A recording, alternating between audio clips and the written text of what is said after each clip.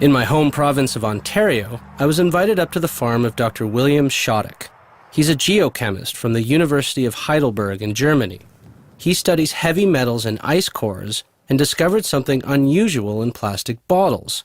It's called antimony, or white lead, and it's used in the production of PET plastic. So then I asked the question, well, if we have antimony in that plastic, could that possibly have an effect on the water? He brought me to his farm because the groundwater here is more pure than ancient Arctic ice and provides the cleanest sample he can get. So the bottle's nearly full, and cap that. We took samples, put them in plastic bottles, and then traveled back to his clean lab in Germany, where the water could be analyzed for antimony. Schottich's assistant explains the process.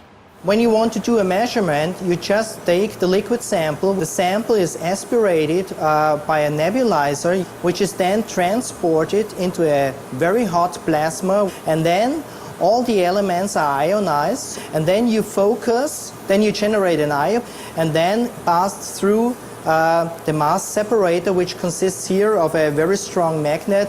And at the end of that flight path, you have an electron multiplier who is detecting the signals. They talk about antimony, and it is a catalyst, but it chemically bonds to the polymer.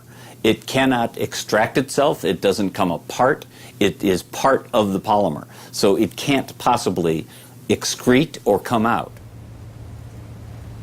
So out of that 200 bottles that we've tested in more than 100 brands, probably 2 or 3% are not contaminating the water with antimony. Although the levels were below FDA allowable limits, some did exceed the limits set by the Japanese, who have already begun using titanium as an alternative.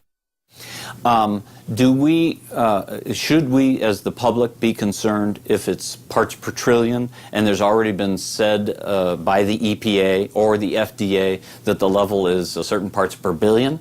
Our bodies don't need it.